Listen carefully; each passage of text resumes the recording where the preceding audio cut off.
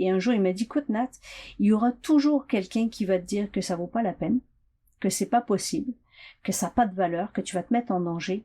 Mais si c'est important pour toi, fais-le.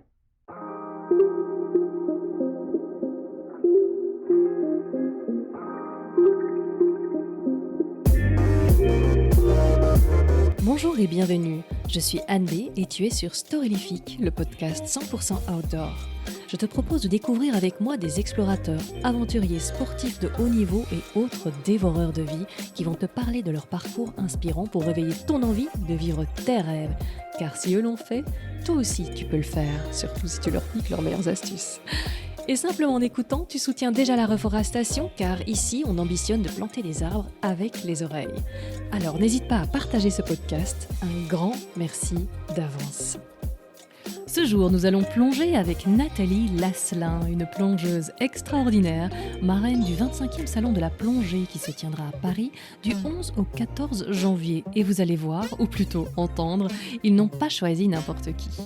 Nathalie étant aussi passionnante que généreuse de son temps, je divise cet épisode en 2 parties.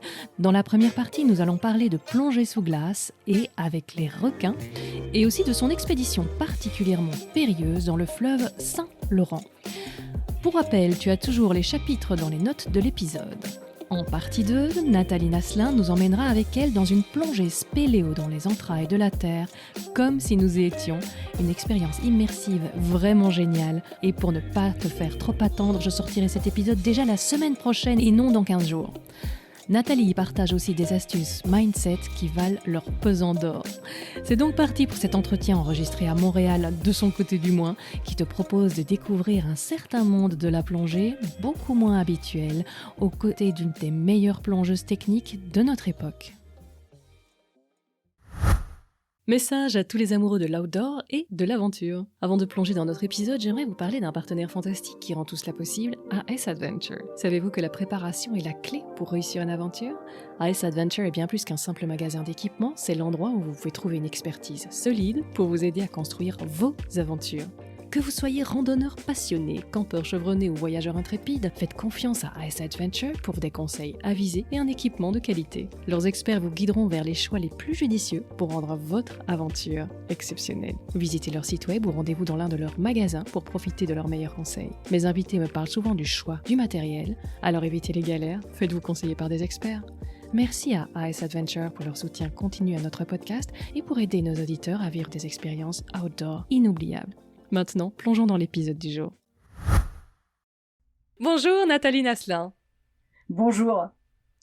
Alors, tu es exploratrice, aventurière, plongeuse et cinéaste. Tu es aussi à l'aise sous la surface des océans, qu'ils soient gelés ou non, que dans les entrailles immergées de la Terre, puisque tu fais de la spéléologie subaquatique, une discipline très engagée qui demande beaucoup de rigueur, on va en parler. Tu es connue et reconnue dans le milieu puisque tu as été intronisée au Women Divers Hall of Fame. Tu fais partie de l'Explorers Club branche Canada, si je ne me trompe pas, de la Société royale géographique canadienne. Donc, tu as travaillé pour le cinéma, pour la télévision, pour le National Geographic Discovery TV5. Tu as donné plus de 250 conférences dans un tas de pays. On peut trouver ton TED Talk, que j'aime beaucoup, sur Internet d'ailleurs. Et depuis 2019, tu as sans doute la place la plus honorifique. Tu es dans les manuels scolaires des petits écoliers québécois. Mais à part ça, qui est Nathalie Lasselin si je te demandais de te présenter sans nécessairement parler de plongée ? Et après, promis, je te laisse parler de plongée, sinon l'interview va être très courte. En fait, il y a plein de sujets dont je pourrais parler. Et écoute, Nathalie Lasselin, je pense que c'est quelqu'un qui a grandi et en même temps qui a une partie d'elle qui reste l'enfant hyper curieux qui se dit je veux aller voir et à qui souvent on va dire ouais non mais c'est pas possible, ça se fait pas, et qui se dit bah c'est pas grave, moi je vais essayer, ce sera peut-être pas parfait, mais je vais faire tout ce qui est en mes moyens pour pouvoir aller voir. Alors ça veut dire que j'explore des endroits qui sont pas connus. Je me dis je sais pas à quoi m'attendre. Moi j'adore les surprises. Ça c'est un autre côté que j'ai gardé probablement de l'enfance. Tu sais, quand on veut des surprises, même si parfois c'est des surprises pas toujours agréables, à ce moment-là je les prends comme des expériences. Et vu que 70% de la Terre c'est quand même sous l'eau, mon grand terrain de jeu, c'est aller en dessous de l'eau, en dessous de la Terre et de découvrir. Et dans une autre partie de ma façon dont j'envisage la la vie, c'est de le partager. Alors au départ, je l'ai partagé beaucoup en travaillant sur des documentaires, et puis à un moment donné, c'est de se dire ouais c'est bien, on fait un film, on le met sur grand écran, on applaudit, et puis après c'est un petit peu comme un accouchement postpartum, qu'est-ce qui se passe, on a un vide épouvantable, et à un moment donné, comment je peux partager différemment avec un contact, et c'est notamment à travers des conférences, pour aller rencontrer les gens, leur dire voilà mon expérience. Donc, je sais pas s'il y a un nom comme métier. Souvent, on me demande c'est quoi ton métier, puis je suis un peu perdue. J'explore, je documente, je partage, et puis évidemment, j'essaie de sensibiliser et de remettre à l'honneur les réels besoins et la réelle satisfaction durable, je dirais, de la façon dont on mène notre vie. T'as frôlé quand même l'envie de parler de plongée là dans ta présentation. Ah, c'est très bien. Et donc, tu es française d'origine, mais tu habites à Montréal? Oui, tout à fait. Donc, je suis une Je suis fille... vachement déçue parce que t'as pas l'accent, oui. Ah, voyons donc, je l'ai l'accent du Québec. Ça dépend à qui je parle. Mais si je veux si je veux qu'on me comprenne, voilà, j'ai un français un petit peu plus international. Mais bon. Mais oui, en fait, ça fait très longtemps, quelques décennies, je les compte plus, où en fait, je me suis expatriée pour aller finir mes études en cinéma à l'université, et depuis, j'y suis restée. Et donc, en tant que plongeuse, donc les plongées techniques, ça te connaît. Qu'est-ce que tu aimerais qu'on dise de toi? Comment aimerais-tu qu'on te présente, qu'on retienne de toi de ce côté-là? Écoute, en termes de ce qu'on retienne de moi, je te dirais qu'en termes de plongeuse, assez rapidement, en fait, moi je me suis mis à plonger très très tardivement. Il y avait évidemment des cours liés à l'apprentissage de la plongée, hein, surtout en Amérique du Nord. C'est un marché, en fait, la plongée. Il y a moins d'associatifs où on peut s'initier gratuitement à la plongée. Donc, c'était pas dans mes priorités, surtout comme expatrié. Au début, il faut refaire un petit peu son mode de vie, si on veut. Et quand je me suis mis à la plongée, en fait, ça a été un petit peu comme Obélix, je suis tombée dedans. Et en l'espace de quelques mois, je me suis tout de suite intéressée à la plongée technique parce que par hasard, j'ai croisé un gars sur le bord d'une carrière qui avait 2 bouteilles dans le dos. Et au début, j'étais comme, c'est ça, deux c'est mieux, enfin, une pour embêter l'autre, pourquoi 2 bouteilles, quoi. Et voilà, il y en a, ils en veulent toujours plus, ils en mettent toujours plus sur leur dos, c'est pour m'impressionner, tu vois. Et du coup, je suis allée le voir en me disant, mais pourquoi? Et il m'a expliqué un peu la plongée technique, les rudiments, et moi j'étais vraiment bébé plongeuse, quoi, je connaissais rien de chez rien. Et en même temps, lorsque je suis allée plonger dans cette mine, j'étais à peut-être 20 mètres, et j'ai vu le fond, qui était absolument noir, sombre, mystérieux, et une fois de plus, c'est venu me chercher. Je me suis dit, je veux aller dans le fond. Par contre, je suis quelqu'un qui, pas qui a peur, mais qui connaît la peur, qui aime ses peurs, qui les écoute. Je me suis dit, moi, je veux pas faire partie des statistiques. Je veux bien prendre des risques, je veux bien faire des trucs de folie, mais j'ai pas envie de faire la première page ou la dernière page du journal Nécrologie parce que j'ai fait une bourde. Je me suis dit, je vais aller me former, je vais suivre toutes les étapes, prendre le temps que ça prend pour pouvoir aller faire ces plongées-là. Et les années qui ont suivi, ça a complètement changé ma vie. J'ai fait toutes les formations inimaginables, toutes les plongées inimaginables pour pouvoir devenir une plongeuse recycleuse, technique, spéléo, etc. Et quand je me suis dit, bon voilà, tout ça va bien, maintenant je vais pouvoir amener une caméra.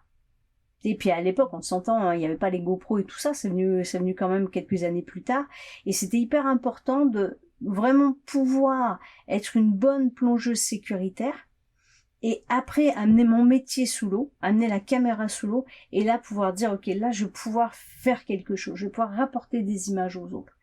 Donc, comme plongeuse, oui, je suis une plongeuse technique qui va utiliser les outils. Pour moi, c'est un outil, c'est pas nécessairement une finalité. Il y a des gens pour qui simplement plonger, ils sentent bien, ils sont loin du téléphone, ils sont zen, ils sont relax. Et la plongée, c'est ça aussi. Tu sais, notamment quand je pense aux plongeurs handicapés, c'est extraordinaire. Mais c'est une libération incroyable. J'ai mes amis qui sont instructeurs ou assistants instructeurs pour ce type de plongeur et c'est vraiment une expérience incroyable. Et ça, c'est comme finalité, c'est beau. C'est une finalité en soi. Pour moi, même si oui, je me sens bien dans l'eau et j'aime beaucoup faire la plongée solo. J'aime bien être tranquille avec mes affaires, y aller à mon rythme et avoir juste voilà ma caméra et m'occuper de ce lien direct. Ça reste presque un moyen de transport qui me permet d'accéder à des paysages, à des sujets, à des phénomènes que je ne pourrais pas expérimenter autrement. Alors parfois, tu sais, quand on parle de technologie, puis on se dit, on pourrait y aller avec un petit sous-marin et tout ça, ouais, c'est sûr. Puis à la limite, parfois, c'est plus sécuritaire. Mais ce rapport-là est biaisé un peu. Parce que l'immédiateté, quoi. Voilà, l'outil devient presque trop important. J'aime ce rapport physique, en fait, physique et mental avec les éléments. Tu aimais sentir aussi la plongée, c'est aussi ressentir. Hein. Tu disais que c'est un élément important. Ouais, ouais, tout à fait. Alors, et la plongée, pourtant, c'est un amour qui est plus ancien. T'étais encore môme, non, quand t'as commencé à te fasciner par le souterrain, en tout cas ou... Alors, le souterrain, j'étais mon... En fait, moi, ce qui est drôle, et c'est toujours un peu gênant de le dire, mais je le dis parce que je suis tout à fait à l'aise avec ça. Moi, j'ai pas trop été inspirée par Cousteau. Fait que je le dis, mais pas trop fort, tu vois. Parce que... On va pas le dire trop fort. Non, c'est ça, mais on le dit quand même, parce que c'est ça la réalité. Alors, Cousteau, ouais, c'était très bien, etc. C'est, enfin, des documentaires mis en scène extraordinaires. Mais moi, celui qui m'a vraiment inspiré, c'est Jules, voilà. Moi, c'est Jules. Moi, j'adore Jules. C'est exactement Jules ça. Verne. Oui. Ouais. Allez, parle-nous de ton Jules. Ah ouais, mon Jules à moi, là, il y a beaucoup de monde d'ailleurs, mais c'est ce mix parfait entre la fantaisie, le romanesque et la science, entre l'impossible et le possible. Et Voyage au centre de la Terre, pour moi, c'est un bouquin extraordinaire, c'est fascinant. Et ça ouvre à certaines interprétations, ça ouvre un regard différent, et pour moi, définitivement, les veines de la Terre, donc de cette eau potable qui est si chère à la vie, c'est ce qui nous relie tous les uns aux autres. Et il y a des images qui sont tellement fortes en fait dans ces réseaux karstiques, ces réseaux d'eau souterraine qui nous nourrissent, c'est qu'au final c'est ce qu'on ne voit pas qui nous unit tous et dont on dépend. Et pour moi ça rejoint une fois de plus ma volonté d'aller au-delà de ce qui semble évident. Oui, c'est évident, c'est ça, hein, et on cherche pas plus loin. Mais au contraire, d'aller, voilà, le plus possible à l'essence, le plus possible, je dirais, à l'état brut des éléments, et de les explorer et d'y aller. Donc, c'est le souterrain qui m'a attiré j'irai en premier lieu, le sous-marin aussi. Moi, j'ai commencé à faire de la plongée, en fait. Pourquoi? Parce que je déteste le froid au départ, et je me suis dit, je vais faire de la plongée sous glace. Alors je suis un petit peu mal lotie parce que tout ce que je fais c'est dans des endroits assez sombres, assez froids et j'en sors pas. Mais en même temps, une fois de plus, c'est de se dire oui, je suis peut-être pas confortable là-dedans, je suis peut-être pas la personne qui a la meilleure résistance, mais c'est pas pour autant que ça m'empêche de faire des choses. Et c'est d'aller voir dans ces environnements fascinants. Et puis quand on y pense, même encore à l'heure actuelle, Google il nous ramène pas beaucoup d'images des réseaux karstiques. Faut y aller. Il faut y aller, sinon on ne sait pas. On ne sait pas ce qu'on va voir. Et en plus, pour pouvoir vraiment voir un réseau karstique, faut pas juste tourner la tête, faut l'éclairer. Et de la façon dont on va l'éclairer, de la façon dont on va poser cette lumière, on va avoir une image différente, une interprétation différente, une perception différente. Alors c'est extrêmement riche, même s'il n'y a pas de plein petits poissons colorés, etc. à l'intérieur. Ah oui, non, ça, non, pour les récifs coralliens, on repassera, mais des belles, des beaux voilages. Enfin, une grotte, ça peut être magnifique aussi. Tu as un rapport de très, très, très belles images.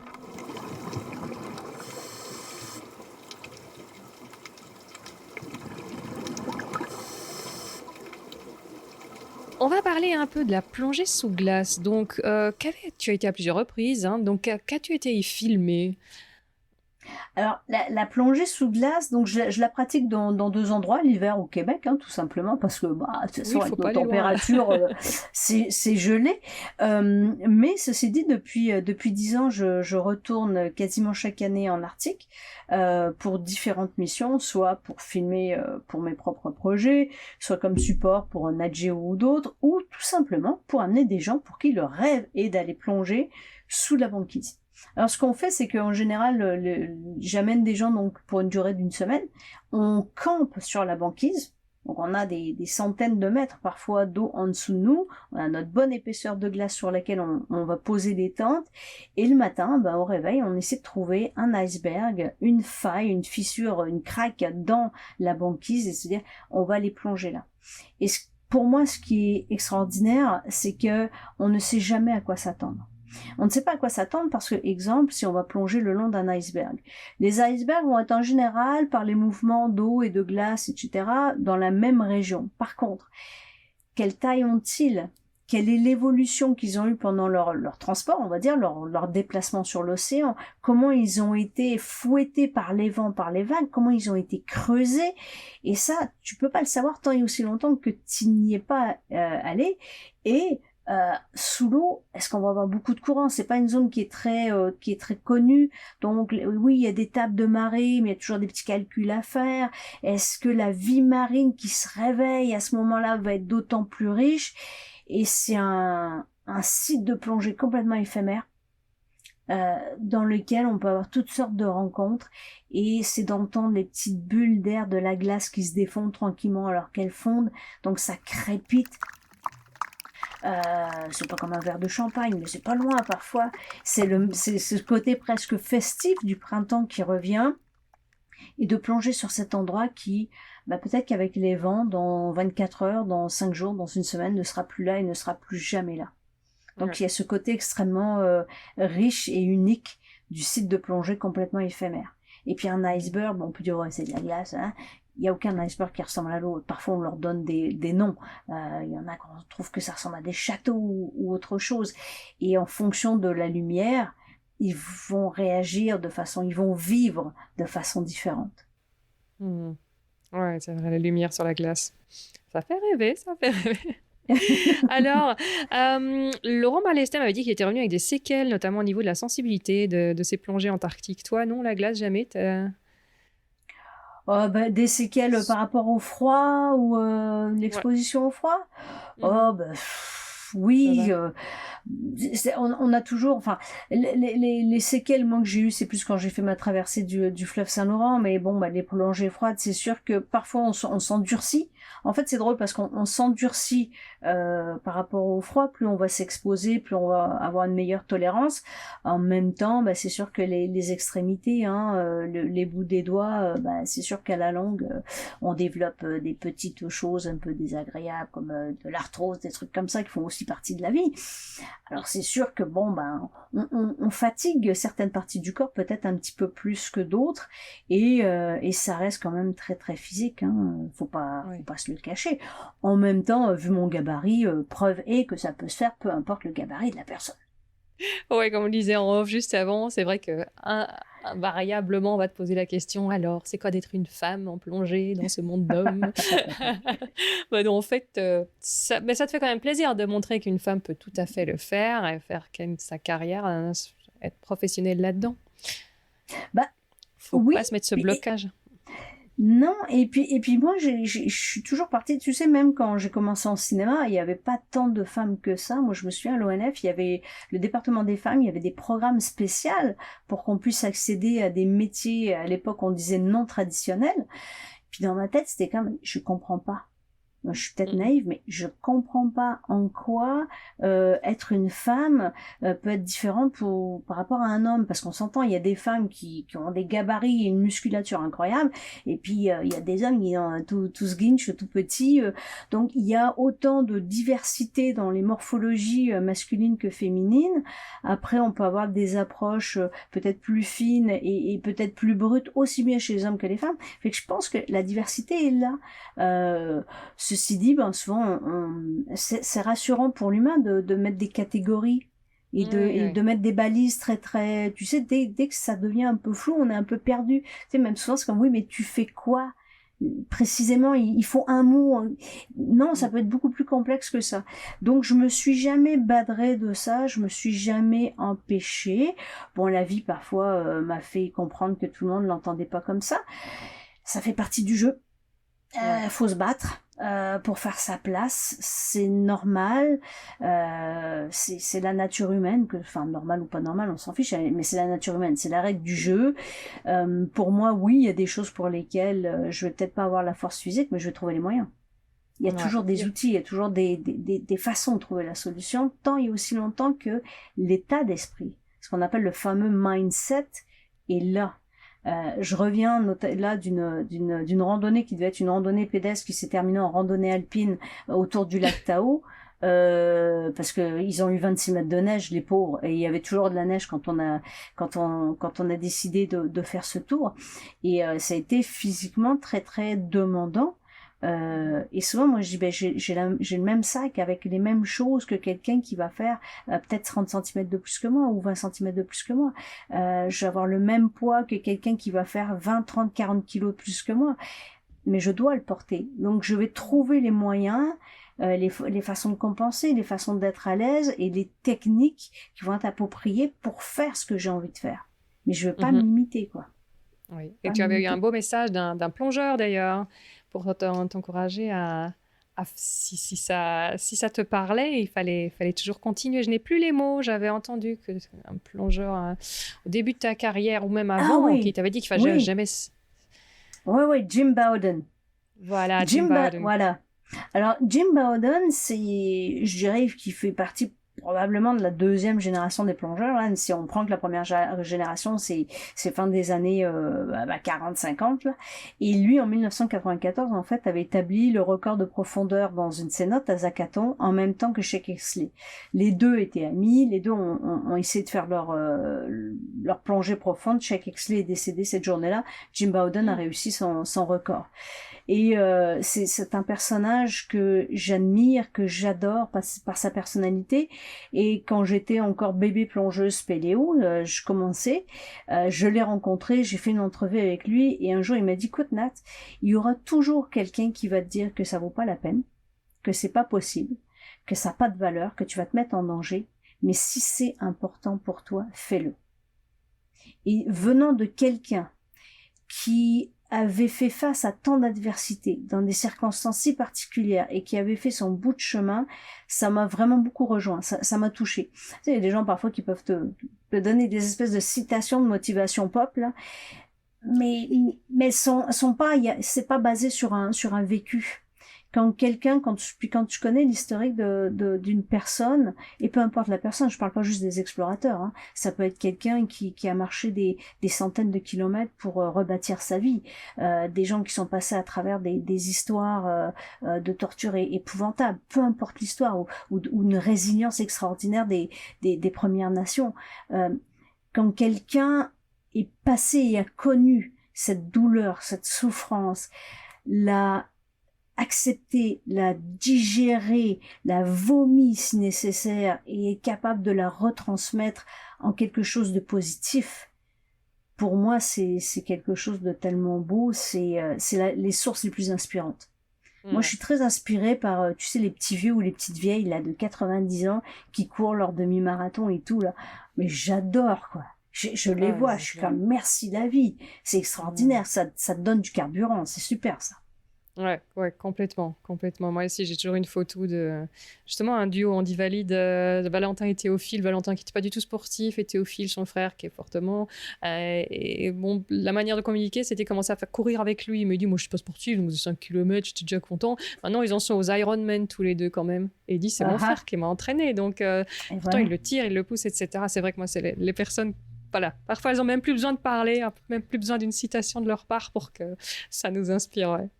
Complètement.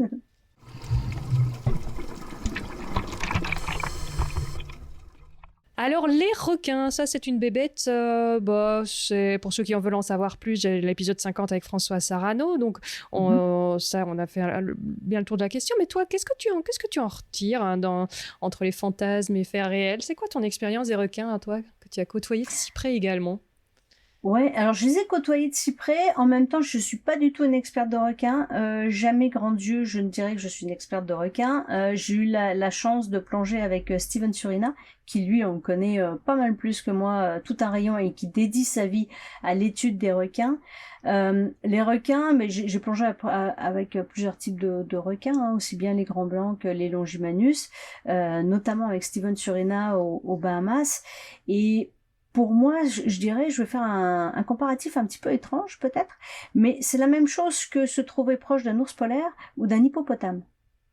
ou même d'amorces. Ce sont des animaux mythiques, des animaux qu'on ne comprend mal, qui sont extrêmement impressionnants et qui en même temps nous remettent à notre place. Nous mettent à notre place dans notre position, dans les éléments. Quand tu es face à un grand blanc ou un longimanus, tu es tout petit. T'es vraiment tout petit. Et pour une fois, même un grand gaillard costaud, il va se sentir aussi petit que moi. Et en même temps, c'est fascinant. C'est d'une beauté extraordinaire. Et on les voit comme des prédateurs, mais bon, bah évidemment, mais aussi il faut qu'ils mangent. Enfin, je veux dire, je trouve ça un petit peu drôle aussi de dire ouais, c'est le top prédateur. Bah, il y a plein de petits prédateurs aussi. Quand on voit comment les nudibranches agissent, on se dit bah oui, bah ils sont peut-être plus dangereux finalement, mais à une toute autre mesure. Mais ils sont extrêmement impressionnants. On ne dit pas de mal des nudibranches, hein, c'est mes chouchous. J'adore, ils sont tellement intelligents. C'est des espèces de Pokémon de... Non, mais non seulement ils sont beaux, puis ils sont intelligents. Enfin, je veux dire, leur mécanisme de défense, c'est malade. Moi, mais non, mais... Les nudibranches, des espèces de limaces de mer en technicolore. Et donc, dis-moi, un truc qui t'épate chez les nudibranches. Mais tu sais, le fait que ils peuvent avoir des toxines en eux, et ces toxines-là vont les protéger. Donc, si jamais ils se font attaquer ou bouffer par une autre espèce, bah, voilà, l'autre espèce va être finalement atteinte par ces toxines-là. Fait que c'est extraordinaire d'avoir une espèce vivante qui est capable d'autodéfense de cette façon-là et qui t'envoie un signal très clair. Tu vois mes couleurs, etc. C'est ça que ça veut dire. Ah, bon. Et pourtant, c'est un truc, c'est pas très grand. Non. Et c'est ça qui est fascinant. Tout mou, c'est pas très grand et c'est magnifique. Ah oui, mais c'est beau. Et puis en plus, on en trouve dans toutes les mers du monde, chaudes ou froides, même en Arctique, il y en a toute une pléthore, et c'est absolument fascinant. Et de toutes les tailles. Et ce que j'aime en fait, là on est très très loin des requins, hein, je t'emmène ailleurs, je t'emmène à l'extrême opposé. Oui. Mais bon, c'est pas grave. Des rats. On a dérivé un petit peu, il y a eu un courant. Il y a eu un courant incroyable, on dérive. Mais en fait, tu vois, c'est la même fascination pour les requins qui sont somptueux, magnifiques, que l'on peut craindre, parce qu'on n'est quand même pas chez nous, hein. Quand on est dans l'océan, c'est un peu respect. Tu sais, souvent, moi, je dis aux gens qui me disent, ouais, les requins, c'est dangereux, etc. Je dis, écoutez, si moi, je rentre, là, on se parle, on se trouve sympathique, tout va bien. Mais si on se connaît pas, j'arrive demain dans la nuit dans votre chambre à coucher avec ma lampe de poche et je vous la mets en pleine face, ça se peut que vous réagissiez un petit peu différemment. Alors, on peut tout à fait comprendre qu'un animal... comparaison. Excellent, ouais. Tu sais, l'animal qui nous voit arriver, il dit, mais t'es qui, toi? Mais qu'est-ce que tu fais chez moi?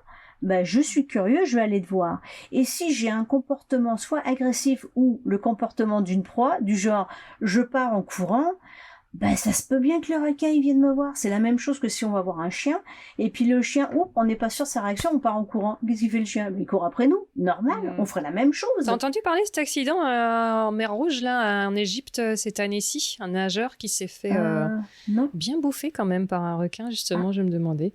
C'est vrai que c'est toujours... Il y a des milliers et des milliers de requins qui pêchèrent en général ce genre de comportement des congénères, qui n'est quand même pas typique, malheureusement. Donc c'est toujours ça que j'ai un petit peu peur quand j'entends ces accidents. Aïe, c'est les dérives qui vont reprendre de plus belle.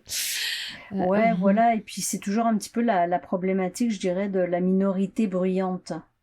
Tu sais, peu importe, ça c'est un petit peu comme quand on écoute les nouvelles, bah voilà, il y a la minorité bruyante, celle dont on entend, et puis du coup on fait une généralisation. Et c'est vraiment dommage, quoi, parce qu'il y a un manque d'analyse flagrant.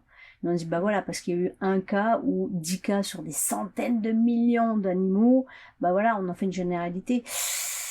C'est un petit raccourci intellectuel extrêmement dangereux. Mais bon, ça reste un autre propos. Sinon, avec quel animal as-tu le plus aimé plonger quand on est dans les animaux? Oh, j'ai pas de préféré. Est-ce que j'ai un préféré? Oh non, il y en a du moment qui te surprennent.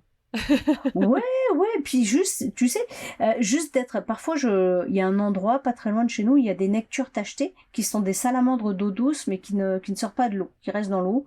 Alors c'est des petites branchies externes un peu rougeâtres, elles sont un peu orange brune et bon, les pêcheurs les aiment pas parce qu'ils trouvent qu'elles ont pas une belle gueule, mais moi je les aime bien, ils ont des petites pattes potelées. Ils ont des petites pattes potelées et tout, se promènent dans le fond et ça nécessite que tu sois super calme, que tu fasses pas trop de bulles, pas trop de bruit, que tu bouges pas vite. Puis là, hop, tu vas pouvoir les observer. Et j'aime beaucoup ça, en fait. Tu sais, le fait qu'il faut que tu te rendes presque invisible pour pouvoir les observer.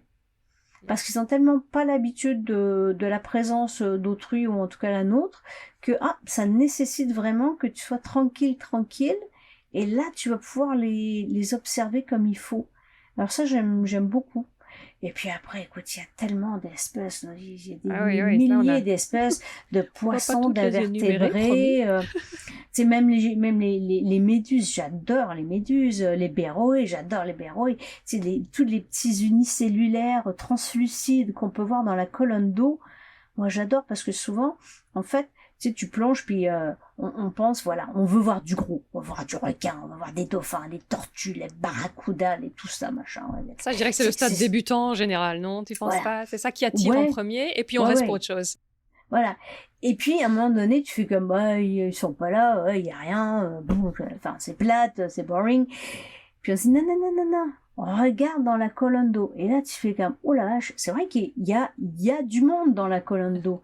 Alors, ils sont tout petits, et il y a énormément d'eau, de monde, et souvent d'avoir une loupe ou quelque chose comme ça pour voir, ok, qu'est-ce qu'on peut voir de minuscule. Et ça, en fait, plus ça va, je pense que plus ça intéresse les plongeurs, parce que bon, à un moment donné, c'est sympa la tortue, hein, on les aime toujours, les tortues, hein, mais bon, c'est une tortue, c'est pas... Et alors que la journée, on arrive à trouver l'hippocampe, et après ça, tel type de nudibranche. Et là, on devient de plus en plus raffiné dans nos recherches, et à pousser notre regard de façon plus minutieuse sur les petites espèces qui demeurent de plus en plus à la base de la chaîne alimentaire, à la base de l'écosystème. Et là, ça devient vachement riche parce que... C'est les piliers de la vie. Voilà, c'est une prise de conscience de la richesse, de tout ça, quoi. Ouais, voilà. Ouais, tout à fait.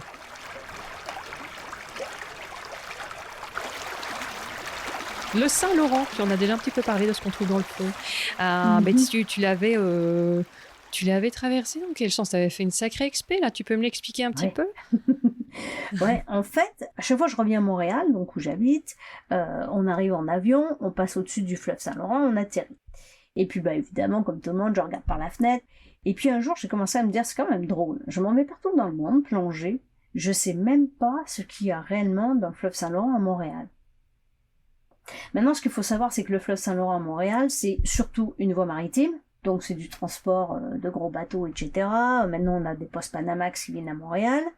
Et quand c'est pas ça, c'est une zone, en fait, dans laquelle il n'y a pas de cartographie, c'est blanc. La carte est blanche parce que c'est des rapides, c'est des hauts fonds et finalement il n'y a pas vraiment de navigation. Et en plus, l'eau elle est quand même brune verte avec une visibilité quand t'as 1 mètre t'es content, allez 2 à la limite dans certains endroits. Fait que c'est pas très sexy. Ceci dit, le fleuve Saint-Laurent c'est la source d'eau potable de 80% de la population de Montréal et 50% de la population du Québec. Et en plus, nos eaux usées après un certain traitement, y retournent.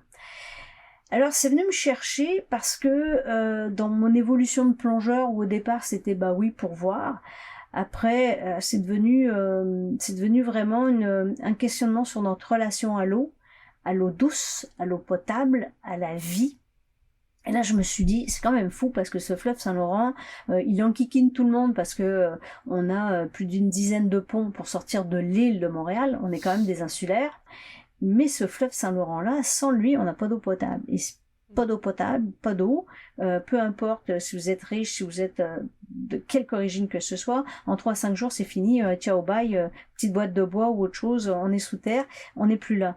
Donc cette eau-là, et surtout à l'heure actuelle, il est extrêmement important non seulement de préserver les quantités, mais aussi la qualité. Et dans mes recherches, dans mes questionnements, moi je me demande tout le temps, ce qui est le pire, ce qu'on sait ou ce qu'on sait pas, ce qu'on voit ou ce qu'on ne voit pas. Et là, je me suis dit, mettons la pollution plastique, on peut la voir, donc si on peut la voir, on peut l'enlever relativement facilement.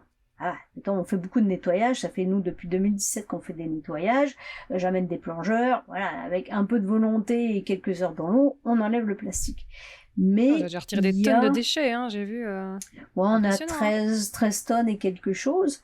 Et on continue, voilà, ça fait partie de nos activités. Mais l'autre chose, c'était qu'est-ce qu'il en est de cette pollution invisible?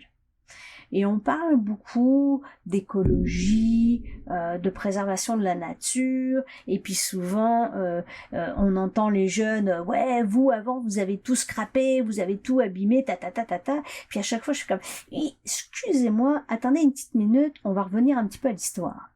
Dans les années 60, il y a un livre qui s'est appelé Le Printemps silencieux. Ce livre-là, je le recommande à tout le monde. C'est la scientifique qui a tiré la sonnette d'alarme en disant, vous savez, tout ce qui est pesticides, etc., ça tue la nature. Et pourquoi le printemps silencieux? Parce qu'au printemps, on n'entend plus les oiseaux chanter. Et ça, c'est dans les années 60.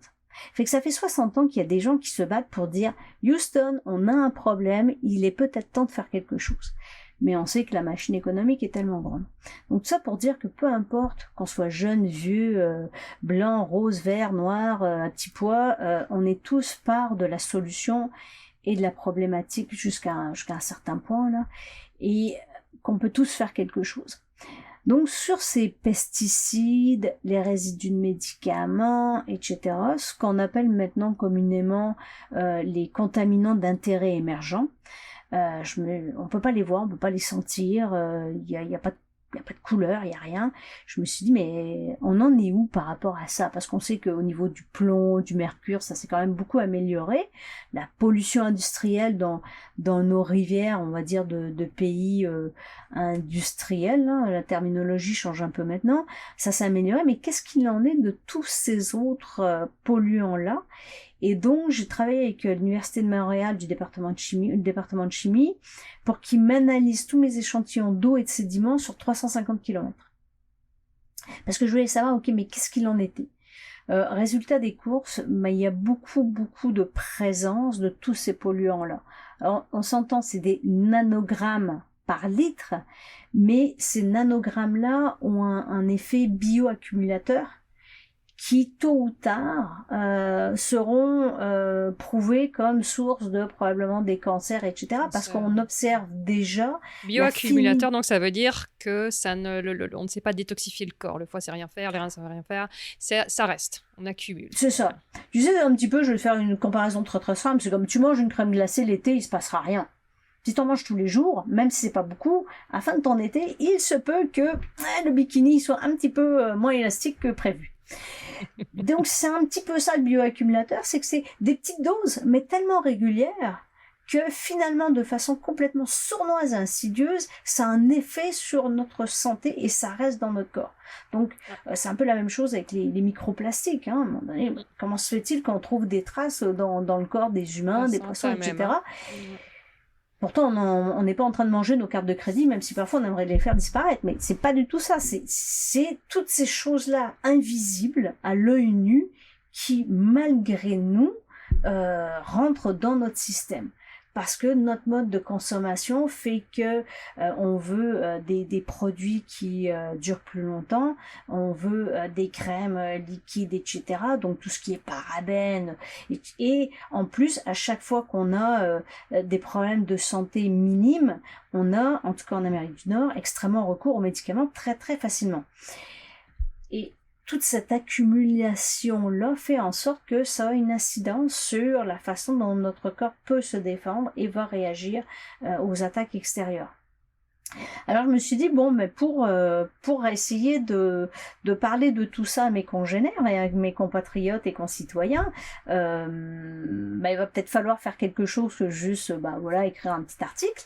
Et en plus, moi j'étais surtout curieuse de me dire, comment ce serait de se prendre pour une goutte d'eau? Allez, on s'amuse, hein. Là, je suis dans la tête de Nathalie qui est une gamine encore. Je veux me prendre pour une goutte d'eau et je vais aller d'un bout à l'autre de l'île de Montréal. Comment ça va se passer? Qu'est-ce qui va se passer? Qu'est-ce que je vais voir? Et donc, c'était 70 kilomètres que j'ai fait en 2 plongées de 15 heures. 2 plongées consécutives. Je me suis arrêtée quelques heures pendant la nuit après la première plongée pour des raisons techniques et de sécurité de mon équipe. Et donc ça a duré sur 2 jours où je suis partie d'un bout à l'autre de l'île de Montréal, traverser les rapides, passer en dessous de 7 ponts, au-dessus d'un tunnel, d'un corridor de métro, et de voir un petit peu qu'est-ce qui se passe dans ce fleuve Saint-Laurent-là. Est-ce que on peut s'engager pour lui et poser des gestes non seulement pour préserver la qualité de l'eau, mais ultimement pour préserver la qualité de notre propre santé. Parce que, tu sais, souvent les gens vont dire, ouais, on fait ça pour les générations futures. Je vais être honnête. C'est déjà pour nous. C'est parce que ça veut rien dire, génération future. Trouvez-moi quelque chose de plus flou que ça, là. Et puis on sait pertinemment que si c'est un objectif qui est complètement flou, l'humain, il va pas le faire. Alors que si en plus je dis, enfin, chacun fait ce comme il veut, hein, mais si je prends soin de ma santé, puis quand je dis de ma santé, en fait, je devrais dire les santé. Moi, je parle souvent de ma santé physique, ma santé mentale, extrêmement importante, puis ma santé financière. Je veux pas mettre dans une situation où finalement je serais tellement sur un point d'équilibre que je vais me casser la biboune et que en plus je vais commencer à stresser, donc je vais me rendre malade, etc., etc. Donc je dis, c'est extrêmement important de faire attention de nos santé, de trouver comment nous on est en équilibre et en harmonie surtout dans tout ça, pour que on se donne le maximum de chances de vieillir dans le meilleur état possible. Et ça, oui, moi je veux bien faire ça pour mes neveux, etc., pour la génération après moi, puis pour l'avenir X, Y, Z, mais je le fais surtout pour que demain, quand on se réveille, on se voit un peu plus zen et qu'on se dise, c'est bon, on a fait ce qu'on devait faire, ce qu'on avait à faire pour préserver la qualité de notre environnement. Donc l'air, notre nourriture, notre eau, etc., etc. Fait que ce projet-là, qui était l'Urban Odyssée aquatique, c'était vraiment de se dire, je m'amuse, j'en ai bavé un peu quand on a traversé. Oui, c'était sport. Ça a été, je le recommande à personne. Mais vraiment pas. Je me suis fait battre par le fleuve Saint-Laurent et j'ai voulu le faire. Il m'a fait savoir que ça serait pas facile. Quoi, et en même temps, l'eau bouge beaucoup? Oui, il y a des rapides qui sont mortels. D'ailleurs, il y a malheureusement un pompier qui est décédé il y a 2 ans dans la rapide de la Chine. C'est pas un endroit où on fait de la plongée. Il y a personne d'autre qui a plongé là. Et il y a énormément donc de courants de haut fond. Je me suis fait rentrer dans des roches un nombre de fois incalculable. Je plongeais avec un casque. Certaines parties, j'avais des protections comme un gardien de hockey pour pouvoir faire ça. Et en même temps, pour moi, ce qui était important, c'était vraiment d'être comme une goutte d'eau et de vivre les éléments. Donc de comprendre la force de l'eau. Et à chaque fois qu'on regarde en fait une rivière, un torrent, même des inondations, et qu'on voit la force des éléments, là ça replace les choses. Là on comprend mieux. Et souvent moi je suis une fervente on peut expliquer des choses longtemps, mais tant et aussi longtemps qu'on ne les a pas ressenties, c'est très difficile de les intégrer. Alors que le moment où on ressent les choses, parce qu'on les a expérimentées, peu importe l'échelle, là on commence à comprendre. Et c'est ça pour moi, là, c'est la grande richesse de la vie, c'est d'inviter les gens à se mettre en situation d'inconfort, je dis pas de danger, mais d'inconfort, pour élargir la zone de confort et de se dire, qu'est-ce que je vais apprendre de ça? Comment je vais élargir ma zone de connaissance, de ressenti? Parce que tout ça nous permet de mieux nous connaître, de mieux connaître notre environnement autour de nous et de mieux pouvoir nous adapter. Et le plus on élargit cette zone de confort, le mieux on est capable de s'adapter à toutes sortes de situations inconnues. Parce qu'au départ, l'humain, il n'est pas très bon avec l'inconnu. On aime ça contrôler et puis savoir où on s'en va. Ouais, excellent. Excellent. Eh bien, on va justement parler d'un autre endroit où tu as été voir de l'eau potable, ton documentaire Aqua Incognita. Alors là, je vais te demander de nous camper un peu ce décor si particulier. Aqua Incognita Made in China, c'est un projet qui se passe dans la région de Duan, en Chine, je dirais relativement vers le sud-ouest, dans un endroit pas touristique au niveau international. Ça a été fait dans les années 2013-2014. En fait, une équipe de spéléologues français a commencé à aller explorer un peu par hasard cette région qui n'était absolument pas connue. Les explorations se sont faites dans des réseaux karstiques extrêmement profonds dans cette région-là. C'est pour ceux qui connaissent la baie d'Along, c'est cette espèce d'énorme pain de sucre, mais enfin c'est des rochers karstiques, mais donc qui pointent comme ça hors de l'eau. C'est incroyable. Exact. Avec donc des grottes souterraines très très très profondes. Et en fait, il y a un peu plus d'une semaine, le record de profondeur en grotte d'Asie a été battu par une équipe dans cette région-là. Je veux pas tromper sur les chiffres, mais je crois que c'est 279 mètres. Ils sont à quelques mètres du record de Xavier Meniscus. Oui, c'est extraordinaire. Là, c'est des très grosses plongées. C'est dingue. Et ce sont des réseaux qui sont très particuliers. Je dirais pas, on peut faire beaucoup de plongées spéléo, je dirais touristiques entre guillemets, mettons dans le Lot, dans le Vaucluse, dans les cénotes au Mexique ou en Floride, où on a une très belle visibilité, l'eau est pas très froide, il y a des installations, donc il y a déjà des fils d'Ariane, des lignes de vie qui nous permettent de sortir avec une très bonne formation, le bon équipement, on est en mesure pour un plongeur averti mais pas nécessairement expert, de se promener, d'avoir beaucoup de plaisir dans ces réseaux-là. En Chine, c'est totalement différent, en ce sens, dans cette région-là, bien sûr, c'est totalement différent en ce sens que ce sont des réseaux qui sont énormes, des volumes énormes, qui font en sorte que très souvent, c'est difficile de percevoir le mur opposé. On peut coller, mettons, le mur de gauche pour descendre, et c'est impossible de voir le mur de droite, tellement le volume est énorme, l'eau est chargée en particules et les murs sont très très sombres, sont presque noirs. Donc on est un peu perdu dans un espace intérieur qui peut être très très impressionnant et c'est le dernier territoire vraiment dans cette région-là à découvrir. Il y a aussi en Indonésie, notamment les îles de Sulawesi, où il y a de l'exploration qui commence, mais là on est dans des réseaux karstiques qui ressemblent un petit peu au Mexique en termes de clarté, de visibilité et de formation. En Chine, dans cette région-là, c'est vraiment particulier. C'est très difficile. Pour moi, j'avais trouvé ça très très difficile à filmer parce qu'on est tellement dans des volumes noirs et où l'eau est chargée que l'intensité du faisceau lumineux n'arrive pas à atteindre l'autre côté de la grotte. Donc c'est difficile de faire rendre compte de ces volumes-là. En même temps, ce qui est fascinant, c'est que à l'époque, il y avait beaucoup de villageois qui n'avaient jamais vu de blanc. Alors imaginez-vous, vous êtes habillé comme un astronaute, un petit peu avec le recycleur dans le dos, le masque, tout le truc.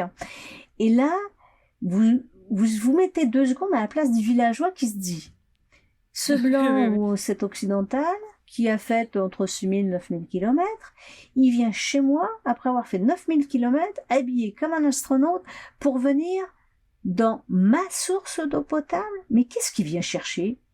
Il faut forcément qu'il y ait un truc qui vienne chercher là. Vous rajoutez là-dessus le fait qu'il y ait des croyances populaires, notamment des peuples Yao, là on a un problème.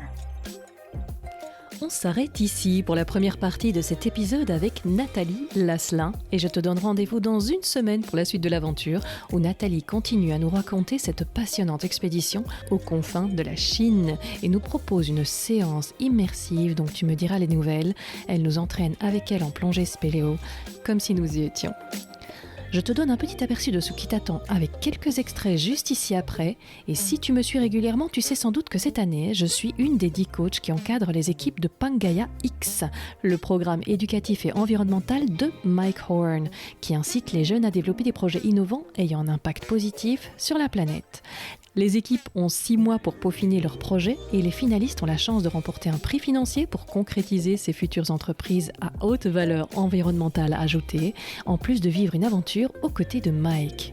Vous pouvez venir nous rejoindre pour l'événement au final de Pangaea X le 1er décembre à Station F à Paris. Si vous voulez venir, il faut réserver vos places, c'est gratuit, mais les sièges sont limités. Je vous mets le lien dans les notes. Et je signale Mike Horn parce que justement, dans les extraits qui suivent, vous allez voir que Nathalie Lasselin en parle également, donc je n'ai pas résisté à vous glisser un de ces petits extraits en teaser du prochain épisode. Merci à AS Adventure pour le soutien à cet épisode qui existe aussi grâce à eux, et merci à toi pour ton écoute, qui est de loin ce qui importe le plus à mes yeux, donc n'hésite jamais à me contacter sur les réseaux ou via mon site web, c'est toujours un plaisir de lire vos retours. À la semaine prochaine pour la suite. crois que c'était Mike Horn lorsqu'il a fait sa traversée du pôle Nord en hiver avec son collaborateur dont le nom m'échappe. Et je sais qu'à un moment donné, ils en ont bavé, sérieusement. Ils avaient froid, ils avaient faim parce qu'ils n'avaient pas suffisamment de rations. Et Mike Horn de dire, je ne l'ai jamais formulé à l'autre. Et ça, c'est extrêmement important. Et moi, je me suis retrouvée donc à ne plus rien y voir, à perdre mon fameux fil d'Ariane, et ma lumière en fait me servait à rien parce qu'il y avait tellement de particules très très très fines dans l'eau que ça me faisait un petit peu, quand on est sur les hautes lumières en plein brouillard, c'est pire qu'autre chose. Et là, je me dis oups, parce que la première chose que le cerveau fait, c'est comme ça y est, c'est fini.